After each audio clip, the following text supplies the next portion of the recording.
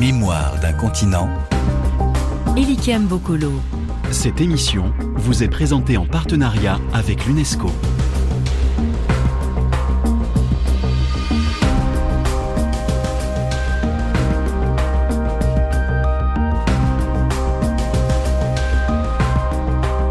Bonjour à tous, merci d'être venus aussi nombreux suivre et participer à l'enregistrement de l'émission Mémoire d'un continent qui se fait aujourd'hui à Bamako dans le cadre de la grande manifestation littéraire et culturelle, la rentrée littéraire du Mali, qui en est à sa 10e édition. Cette rentrée-ci se distingue des autres par le fait que l'histoire y a été invitée en tant que telle, en tant que discipline, activité intellectuelle, mais aussi littéraire, puisque nous écrivons l'histoire, qui participe au débat et qui contribue à la réflexion générale. Le fait d'ailleurs ne saurait étonner, puisque dans la galerie des écrivains que nous avons pu voir à la Bibliothèque nationale, galerie des écrivains qui montre tous ceux qui ont contribué à la rentrée littéraire du Mali. Nous trouvons un certain nombre des nôtres. Nous y trouvons par exemple Amadou Hampâté-Bâ, bien sûr. Nous y trouvons aussi une femme, puisque notre corporation est ouverte à toutes les catégories, à tous les genres. Adamba Konaré. Nous y trouvons aussi des aînés qui sont directement nos collègues, quelqu'un comme Sekene Modi Sissoko. Naturellement, dans ces débats, les historiens ont été conviés à participer à des questions que les auteurs, les écrivains, les poètes posent, mais aussi à parler en tant que producteur de connaissances et en tant que lecteur spécifique des réalités de notre continent. Le 19 février, nous avons pu, à la faculté des lettres, discuter avec un certain nombre d'étudiants sur la question de savoir comment l'Afrique se raconte, comment elle est racontée au monde et comment elle est racontée à elle-même. On va revenir sur cette question parce que c'est une question évidemment très importante, puisque les histoires nationales, les histoires locales qui pendant longtemps ont dominé la production des connaissances historiques sont depuis un demi-siècle aujourd'hui accompagné par une autre manière d'écrire l'histoire, qui est une histoire continentale et qui est même une histoire mondiale de ce que les Africains sont, de ce qu'ils ont été et de ce qu'ils seront dans le monde. Je veux parler de l'histoire générale de l'Afrique, publiée sous l'égide de l'UNESCO. Et pour ce faire, je reçois au micro de Mémoire d'un continent Augustin Hall. Bonjour, chers collègues. Bonjour.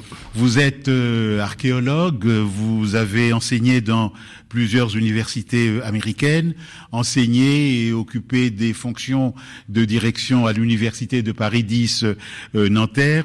Et aujourd'hui, ce qui contribue à montrer sans doute l'actualité et l'importance de l'histoire africaine, vous enseignez et vous dirigez des recherches dans ce grand pays qui monte à l'échelle mondiale, en Chine, à Xiamen.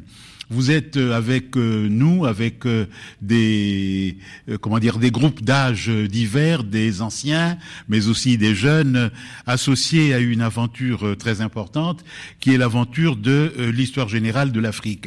On dit quelquefois à tort l'histoire générale de l'Afrique de l'UNESCO. En réalité, ce n'est pas l'UNESCO qui a fait l'histoire générale de l'Afrique et qui est en train de le faire. L'UNESCO a été, le cadre dans lequel cette histoire a été conçue, pensée et élaborée.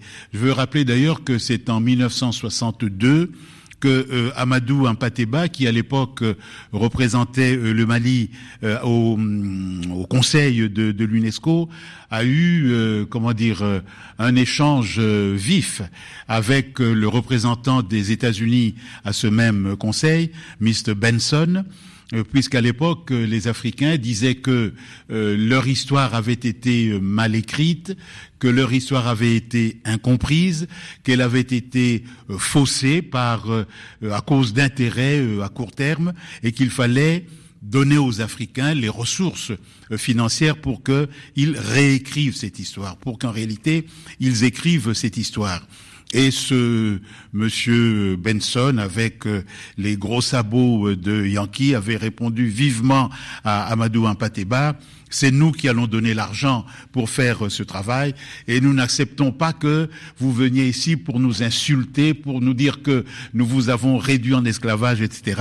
Et Amadou Hampâté-Bâ lui avait répondu, la formule est aujourd'hui célèbre: nous sommes pressés parce que vous devez savoir que quand un vieillard meurt en Afrique, c'est une bibliothèque qui brûle. Augustin Hall, où est-ce que nous en sommes aujourd'hui dans l'écriture de l'histoire générale de l'Afrique? Vaste question, n'est-ce pas? Disons, sur le plan strictement technique, nous en sommes à la 3e phase de l'aventure de l'histoire générale de l'Afrique, qui, partit d'un projet d'un volume, en est aujourd'hui à un projet de 3 volumes. Et donc, dans l'état actuel des choses, nous avons 3 principaux enjeux qui devraient être présentés au public dans l'année qui vient, peut-être, quand nous aurons terminé ce vaste projet. 1. Mettre à jour les connaissances scientifiques, parce que les tomes 1 et 2 de l'histoire générale de l'UNESCO ont été publiés au début des années 80, 40 ans à peu près. La recherche scientifique s'est poursuivie, et aujourd'hui, on a, sur le passé très ancien de l'Afrique, que nous appelons aujourd'hui l'histoire initiale, une compréhension totalement différente de ce qui était l'état de connaissance des années 80, qui était en fait l'héritage des années 60-70, dont la remise à jour des connaissances est absolument fondamentale. On ne peut pas réécrire les 8 volumes, il faut condenser surtout les nouveautés, en considérant que ceux qui sont formés en histoire connaissent les anciennes réponses. Alors, par exemple, dans le premier volume de cette histoire générale de l'Afrique, qui était en 8 volumes, la formule a été lancée, qui est toujours vraie aujourd'hui et qui a fait mouche: l'Afrique, berceau de l'humanité. Est-ce que ce que vous appelez l'histoire initiale conforte ou remet en question cette proposition fondatrice? Conforte de tous les points de vue.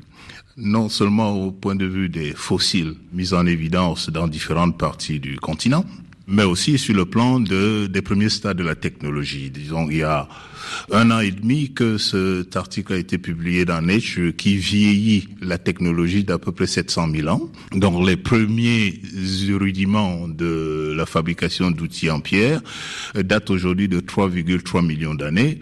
Il y a 2 ans, c'était 2,7 millions d'années. Bon, on devrait y être habitué dans les recherches historiques. La moindre petite découverte peut changer pas mal de choses. Sur le plan des fossiles, la paléoanthropologie, c'est-à-dire l'étude anthropologique du passé, a permis de reconstituer un peu le mouvement d'expansion de l'humanité en 2 principales étapes. Il y a ce qu'on appelle la sortie 1, qui remonte autour de 2,5 millions d'années, et puis la sortie 2, qui remonte aux environs de 200-300 000 ans, qui concerne cette fois-ci notre espèce, comme on l'appelle Homo sapiens sapiens, qui est à nouveau ressorti de l'Afrique et s'est répandu à l'échelle de la planète. C'est des découvertes aux implications extraordinaires. L'une des choses qu'on trouve encore, hélas, dans des manuels d'histoire en Europe, mais aussi sur le continent, cette idée selon laquelle les techniques fondamentales de la métallurgie, de l'agriculture seraient venues de l'extérieur. Cet extérieur est toujours vers l'est ou le nord-est du continent, donc ce que nous appelons aujourd'hui le Moyen-Orient. On entend encore aujourd'hui des gens qui le disent. Est-ce que ça vaut encore, la peine d'être critiqué, ou est-ce que c'est définitivement, remis à sa place, c'est-à-dire rangé dans les accessoires des vieilles techniques et des vieilles illusions? Non, disons, il faut être tout à fait clair. La science progresse par débat. Et ces débats peuvent être parfois féroces, et ces débats ne sont jamais résolus par une loi. Donc nous en sommes à un point où il y a des découvertes importantes sur l'ancienneté de la métallurgie du fer en Afrique qui défient tout ce qui a été considéré comme le scénario d'évolution technologique au cours des 40 dernières années. Dans la zone entre Centrafrique et le nord de la forêt équatoriale du Cameroun, il y a des sites qui ont produit des métallurgies datant de la fin du 3e millénaire avant notre ère, dans les environs de, on peut dire, 2300 BCE, qui est Before Common Era. ce qui vieillit la métallurgie du fer de près de 1000 ans par rapport à ce qui était considéré comme son stade d'origine au Moyen-Orient. Et bien sûr, tous les critères de technicité archéologique ont été respectés. Les datations C14 sont très cohérentes. La publication a été accompagnée d'un forum débat dans une revue internationale. Et tenez-vous bien, il y a certains des contradicteurs qui considèrent que tout étant clair dans les résultats scientifiques, la date est tout simplement trop ancienne. Mais l'idée fait son chemin et il faut conforter la découverte en poursuivant les travaux. C'est là où c'est assez décevant, dans le sens où la France, qui finançait les travaux à ce point, a arrêté de les financer et le Cameroun n'arrive pas à prendre le relais pour continuer à les financer. Mais bon, on espère bien qu'il y aura des jeunes archéologues qui prendront le relais, parce que c'est pas des questions qui sont résolues en 2 temps, 3 mouvements. Il faut prouver qu'il y a consistance dans les découvertes qui ont été faites et que c'est pas un accident de l'histoire ou bien un accident de découverte scientifique. Est-ce que la question qui avait été posée d'ailleurs dans le cadre de l'UNESCO avant la mise en train de l'histoire générale de l'Afrique, qui était la question des races, je dis avec beaucoup de guillemets, de la différenciation entre les races, de la hiérarchie des races, qui a été beaucoup discutée, et les Africains ont réussi dans l'histoire générale de l'Afrique à démonter totalement cette question. Est-ce que les travaux d'archéologie permettent de liquider cette question de manière définitive? Qui étaient ces premiers humains que le continent africain a connus? C'est une question intéressante dans la mesure où la catégorie humanité est très très fluctuante. Les fossiles les plus anciens sont appelés des homininés ou des hominidés, c'est-à-dire que c'est pas encore l'espèce Homo. Donc l'humanité en tant que telle émerge avec l'espèce Homo dans les environs de 2,5 millions d'années. Et il y a énormément de diversification. Donc l'évolution procède est buissonnante. Et il y a beaucoup d'extinctions. Donc selon la formule, l'histoire de la vie est constituée de beaucoup plus de morts que de vivants. Donc dans l'évolution d'une certaine famille de grands singes, on en est arrivé à une seule espèce aujourd'hui. Et c'est Homo sapiens sapiens. Et les découvertes de la paléogénomique, vous savez, les grands travaux sur l'ADN permettent de réécrire complètement l'histoire de l'évolution de l'humanité.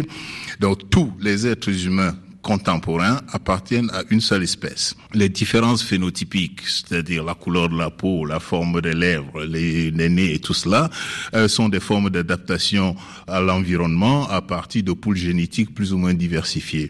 Donc la notion de race, qui a été hérité des espèces animales et appliquée à l'être humain à partir des éléments phénotypiques, n'a pas de fondement biologique. Dans les transfusions sanguines, dans les transferts d'organes, les membres d'une même famille peuvent ne pas être compatibles.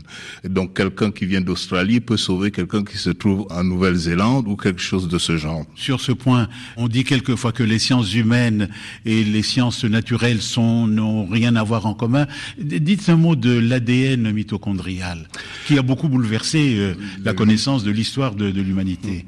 L'ADN mitochondrial, si vous voulez, c'est un élément de la structure génétique, c'est une hélice de l'ADN, mais mitochondrial se transmet exclusivement en ligne féminine. Et donc il faut que cela soit complété par l'étude du chromosome Y qui se transmet en ligne masculine. La caractéristique principale de l'ADN mitochondrial, c'est qu'il évolue lentement, et son analyse a montré que toutes les populations actuelles du monde ont une très faible distance génétique. Ce qui veut dire en biologie que la différenciation est très très récente. En fait, la découverte de l'unicité d'Homo sapiens sapiens n'a pas été une découverte archéologique, ça a été une découverte de biologie moléculaire en laboratoire. C'est-à-dire comment expliquer la faible distance génétique entre toutes les populations contemporaines. Et c'est en faisant le travail à reculons que certains fossiles qui ont été découverts pendant la période coloniale et qui étaient inclassables ont commencé à prendre sens. Donc aujourd'hui, à cause de ce gène particulier, il est possible de retracer les connexions entre différents poules génétiques et de réécrire l'histoire de l'humanité d'une manière très différente. Prenons un cas simple qui concerne peut-être pas cette partie du continent, mais la partie de l'Afrique centrale. Vous avez tous entendu parler de la question de l'expansion bantoue. Pendant un certain temps, il avait été question de quels sont les modes de diffusion de langue. Est-ce que c'est les populations qui se sont répandues ou est-ce que c'est les langues qui se sont répandues? La question est parfaitement légitime. Mais dans les années 60, on n'avait pas d'instrument pour essayer d'expliquer les raisons pour lesquelles ces langues très proches se sont diffusées du Cameroun-Nigeria jusque chez les Zoulous en Afrique du Sud. Grâce à l'étude de l'ADN et de différents marqueurs génétiques, il a été établi très clairement aujourd'hui qu'il s'agit d'expansion de population, que la plupart des locuteurs de langue bantoue sont reliés génétiquement. Et les études paléo-environnementales montrent que, et ça surprend tout le monde, que la forêt équatoriale a disparu à plusieurs reprises et que c'est la grande disparition d'il y a à peu près 3000 ans qui a permis l'expansion des populations bantoues sans obstacle de la forêt. Et donc les études scientifiques, les sciences naturelles permettent aujourd'hui d'avoir une vision de l'histoire des êtres humains et qui relève beaucoup plus des questions de preuves scientifiques, de démonstration que d'affirmation d'autorité. Est-ce que donc de ce point de vue, les classifications que nous avons héritées, notamment de l'époque coloniale, entre les bantous, les machins trucs, etc., finalement n'ont pas beaucoup de pertinence par rapport à l'écriture de l'histoire de l'Afrique. Donc nous sommes fondés à faire une histoire de l'Afrique qui ne soit pas l'histoire de telle ethnie, de tel peuple, de tel, etc., etc. Oui, c'est un enjeu de taille parce que les histoires nationales que l'on continue à avoir en Afrique, c'est un peu ironique. Parce que les nationales avec des frontières dont on connaît l'origine, c'est peut-être satisfaisant à un certain niveau. Le niveau continental est beaucoup plus pertinent parce que à cette échelle-là, il s'agit de connexions entre populations, de cultures et de profils génétiques différents, mais qui se sont toujours connectés, plus ou moins. Et il n'y a pas d'isolat génétique sur quelques populations continentales que ce soit. Et les études génomiques montrent aujourd'hui qu'il y a des flux de population hors et vers l'Afrique constants. Depuis à peu près Homo sapiens sapiens, il y a 300 000 ans. Et de plus en plus, les questions de race, de civilisation du passé ont tendance à perdre vraiment leur validité. C'est plus des questions scientifiques très pertinentes, ce sont des questions de société. Vous pouvez pas, quelqu'un qui n'aime pas les jaunes ou les noirs ou les bleus, l'argument scientifique ne tiendra pas, trouvera toujours un argument pour soutenir son point de vue. Mais tout ce qu'il faut rendre invalide, c'est de s'appuyer sur l'argumentation scientifique pour justifier les différentes formes de discrimination qui existent. Je voudrais pour terminer dire que ce bond en avant de la connaissance scientifique, le nouveau bond en avant qui est en train de se réaliser, a bénéficié évidemment de circonstances politiques, financières nouvelles. La première édition de l'Histoire générale de l'Afrique avait été très largement financée par des contributions venues des grandes puissances. Cette nouvelle phase dans laquelle nous sommes est liée de manière assez directe au bond en avant de l'élan panafricain depuis la création de l'Union africaine. Et cette fois-ci, c'est un certain nombre d'États africains qui se sont engagés pour faire en sorte que la recherche avance et qu'elle avance surtout avec la contribution scientifique des Africains. C'est l'un des aspects de cette grande aventure de l'écriture de l'histoire de l'Afrique qui commence. Il nous restera à revenir sur une deuxième grande avancée, c'est la vision spatiale de l'Afrique, puisque nous ne parlons plus seulement de l'Afrique continent, mais de cette Afrique globale qui a été présente de bonne heure et qui est aujourd'hui présente partout dans le monde. Merci à vous, Augustin Hall, d'être venu au micro de Mémoire d'un continent. Ici se termine notre émission enregistrée à Bamako, dans les studios improvisés de l'Institut français que nous tenons à remercier ici. Et merci à vous d'être présents à la conception de cette émission. Okay.